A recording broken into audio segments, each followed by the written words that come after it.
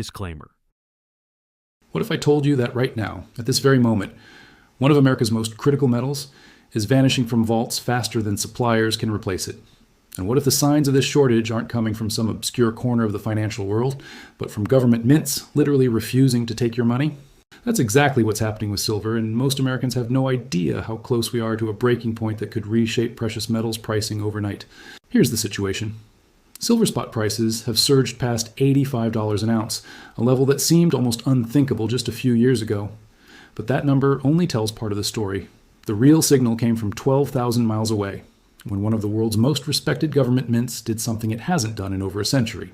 The Perth Mint in Australia, one of the largest and most trusted precious metals refiners on the planet, announced it would halt orders for its iconic kangaroo silver coins.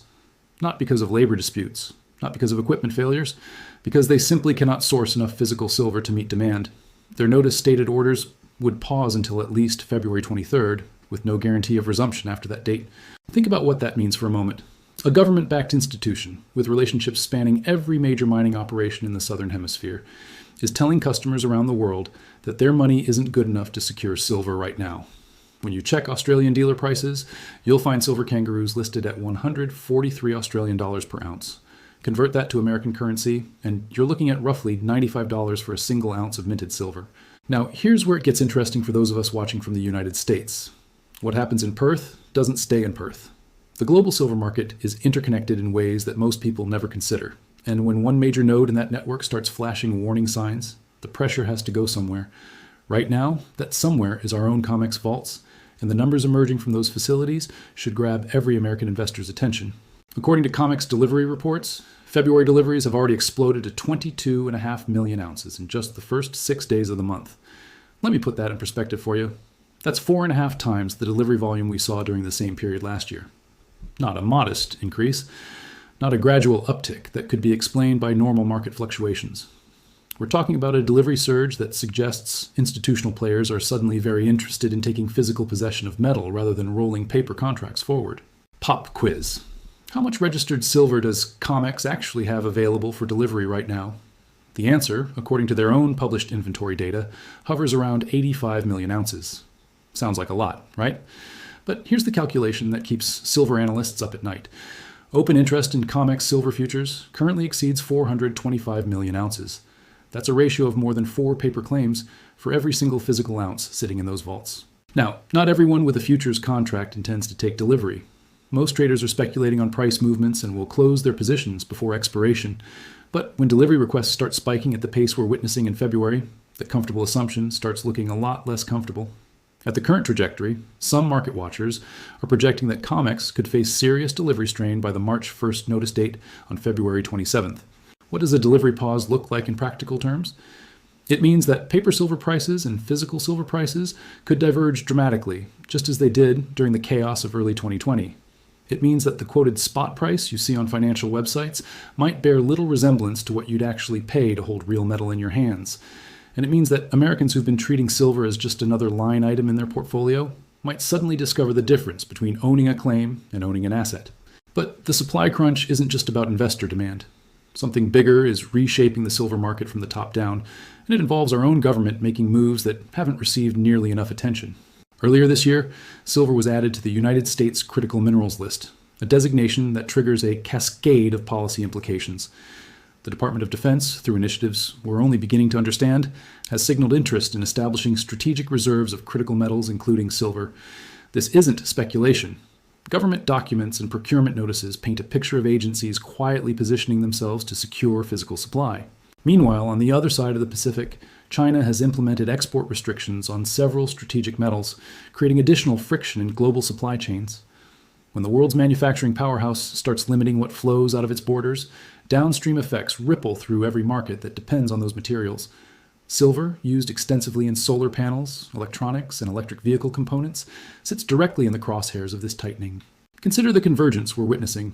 Australian mints halting production, American vaults facing unprecedented delivery demands, government agencies adding silver to critical stockpile priorities, Chinese export policies squeezing global supply. Each of these factors alone would be noteworthy. Together, they're creating conditions that veteran precious metals analysts describe as unlike anything they've seen in decades. Here's what this means for everyday Americans trying to make sense of these signals. The silver market operates on trust, specifically the trust that when you buy a paper claim to silver, physical metal will actually be there if you ever want it.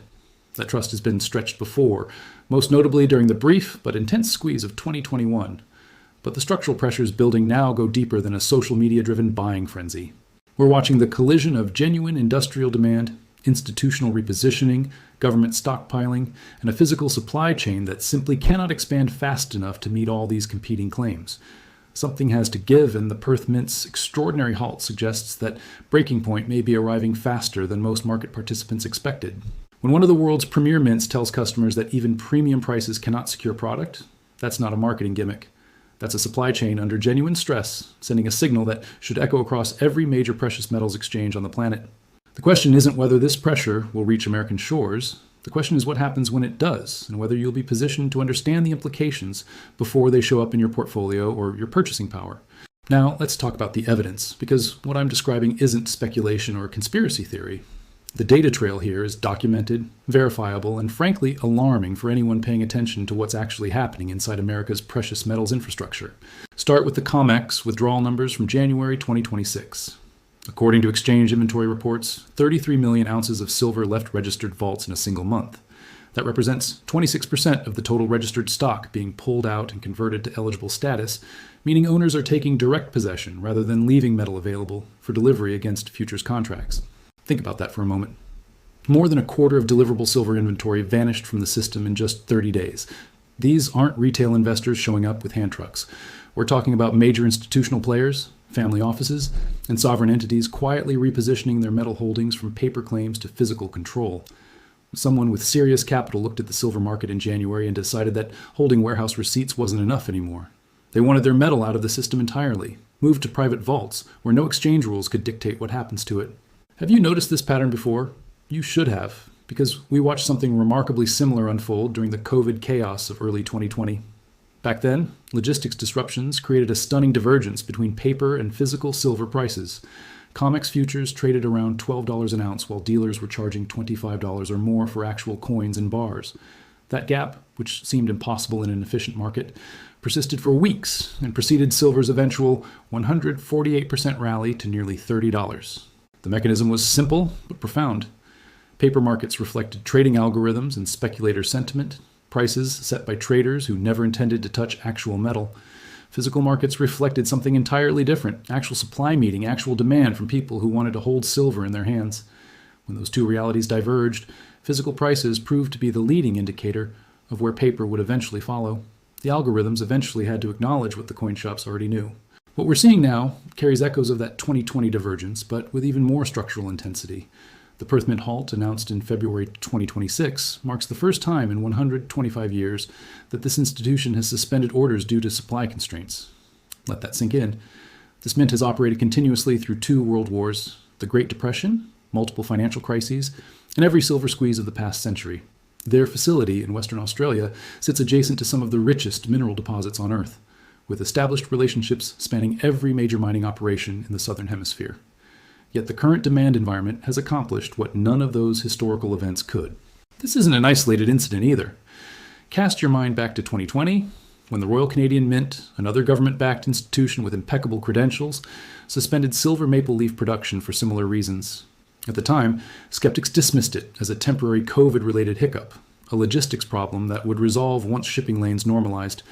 But the pattern of government mints struggling to source physical supply has now spread across continents, suggesting something more fundamental than pandemic disruption. We're watching a structural shortage announce itself through the actions of institutions that have never faced this problem before.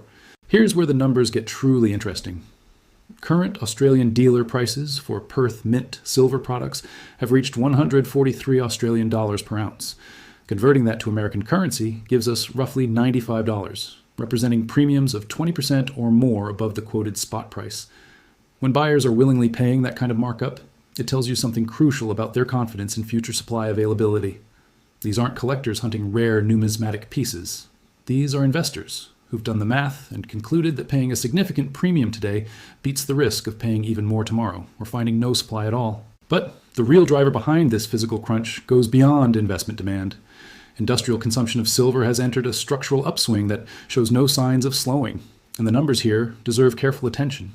According to the Silver Institute's latest supply-demand analysis, the solar photovoltaic industry alone consumed over 200 million ounces in 2025, a figure that continues climbing as nations worldwide accelerate renewable energy buildouts. Each standard solar panel requires approximately 20 grams of silver paste for its conductive elements, tiny ribbons of the metal that allow electricity to flow from photovoltaic cells to the power grid. Despite years of intensive research by manufacturers desperate to reduce costs, no viable substitute has emerged. Copper doesn't conduct efficiently enough. Aluminum corrodes too quickly. Silver remains irreplaceable for this application, which means every new solar installation adds to baseline demand. Electric vehicle production adds another layer of pressure that didn't exist a decade ago. The average EV contains between 25 and 50 grams of silver distributed across its electrical systems, motor contacts, battery management components, and the countless connection points that allow sophisticated electronics to communicate. With global EV sales projected to exceed 30 million units in 2026, we're talking about substantial new silver consumption that manufacturers cannot avoid. Every Tesla rolling off the line in Texas, every BYD assembled in Shenzhen, every Volkswagen ID model leaving German factories carries silver that will never return to the investment supply chain. Now here's where institutional behavior starts confirming what the supply data suggests. In late 2025, Samsung SDI, the Korean battery giant and one of the world's most sophisticated technology supply chain operators, announced a $7 million prepayment agreement with a Mexican silver mining operation. Think carefully about what that reveals. One of the largest electronics manufacturers on Earth is paying upfront for silver that hasn't even been extracted from the ground yet, essentially locking in physical supply months or years ahead of actual production need. This isn't how companies behave when they expect abundant supply at stable prices. Prepaying for commodities ties up working capital and introduces counterparty risk. Sophisticated procurement teams only take this step when they're genuinely worried about future availability and willing to accept those costs for guaranteed access. Samsung's Treasury Department doesn't make $7 million decisions based on speculation. They make them based on internal projections that suggest silver supply chains are tightening in ways that threaten production schedules. Meanwhile, reports have emerged about an initiative called Project Vault, allegedly involving U.S. government agencies, positioning to establish strategic silver reserves outside normal market channels. While official confirmation remains limited, procurement documents and industry sources suggest that federal entities are quietly accumulating physical metal. The logic tracks perfectly with silver's recent addition to the critical minerals list. When governments identify a material as strategically essential, stockpiling follows, and government buyers compete with private industry for physical supply. That competition doesn't show up in spot prices immediately, but it drains inventory from the system just as surely as any industrial consumer. The global inventory picture reinforces these concerns with mathematical precision. According to data compiled by Precious Metals, analysts tracking exchange and refiner inventories, the world has run a silver supply deficit for 3 consecutive years, with cumulative shortfalls now exceeding 118 million ounces. Unlike gold, which is primarily hoarded and recycled back into the supply chain when prices rise, silver gets consumed in industrial applications. The silver in your smartphone, your car's electronics, the solar panels on your neighbor's roof, that metal is effectively gone. Those deficit ounces aren't sitting in someone's vault waiting for higher prices. They've been transformed into products scattered across the global economy. Let me put the deficit math in perspective. Global silver mine production hovers around 830 million ounces annually, a number that hasn't grown significantly in over a decade despite rising prices. Mining companies face increasingly complex permitting, declining ore grades, and ESG pressures that slow new project development. Recycling adds another 180 million ounces, but total demand, combining industrial use, investment, jewelry, and remaining photographic applications, has consistently exceeded 1 billion ounces in recent years. The gap between what we produce and what we consume is being filled by drawdowns from existing inventory, which is exactly what those Comex withdrawal numbers reflect. China's role in this equation deserves particular attention because their decisions ripple through every corner of the silver market. As the world's largest processor of solar panels and electronic components, China consumes an outsized share of global silver supply. Recent export restrictions on strategic metals, while not directly targeting silver, have created secondary effects that tighten global availability. When Chinese manufacturers face uncertainty about their own supply chains, they respond by hoarding buffer inventory, which removes even more metal from international circulation. A factory in Guangzhou adding 2 months of silver stock to their warehouse doesn't register as demand in typical market analysis, but it absolutely removes supply from the pool available to everyone else. The premium explosion we're witnessing at Perth Mint provides a real-time gauge of how tight physical markets have become. 20% premiums aren't a dealer markup decision or a profit grab. They represent the actual clearing price where willing sellers meet willing buyers when supply cannot meet demand at quoted spot prices. That premium gap is the market's way of communicating urgently that paper prices and physical reality have diverged in ways that the financial press hasn't fully acknowledged. For Americans watching this unfold from across the Pacific, the implications are direct and immediate. Comex remains the primary price discovery mechanism for silver in the United States, the exchange where spot prices get set and futures contracts trade by the thousands. But when physical tightness reaches the levels we're now observing, the exchange's ability to function as intended comes under genuine stress. Every silver futures contract technically represents a claim on 5,000 ounces of metal. The system works smoothly when most participants are speculators who never intend to take delivery, traders betting on price movements who close positions before expiration. But when the proportion of standing for delivery notices spikes, as it has dramatically in February 2026, the mathematics shift in ways that could force unprecedented responses. With registered inventory at 85 million ounces and open interest exceeding 425 million ounces, you don't need a finance degree to understand the vulnerability. If even a modest percentage of contract holders decide they want physical metal rather than cash settlement, the exchange faces a choice between delivery defaults and emergency rule changes that would reshape how our silver markets operate. The Perth Mint situation offers a preview of how institutions handle this type of pressure. They pause, they delay, they implement allocation systems that prioritize certain customers over others, and crucially, they allow physical premiums to rise until demand self-corrects through price rationing. That's the reality now rippling across the global silver market, and the evidence suggests it's heading directly toward American shores with increasing velocity. So where does all of this lead? Let's do the math together, because the numbers here point toward a conclusion that most market participants haven't fully processed yet. We've established the 4-to-1 ratio between paper claims and physical inventory at Comex. 425 million ounces of open interest competing for 85 million ounces of registered silver. We've documented the February delivery surge running at 4.5 times last year's pace, with 22.5 million ounces demanded in just the first 6 days. Now let's project that trajectory forward and see what it implies. If February deliveries continue at anything close to their current pace, Comex registered inventory could face serious depletion before the March 1st notice date arrives on February 27th. That's not a distant hypothetical. That's less than 2 weeks from now. The first notice date represents the moment when futures contract holders must declare their intention to either take physical delivery or roll their positions forward. When delivery requests exceed available supply, the exchange has limited options and none of them are good for paper silver holders. Here's the scenario that keeps precious metals analysts refreshing their screens over the weekend.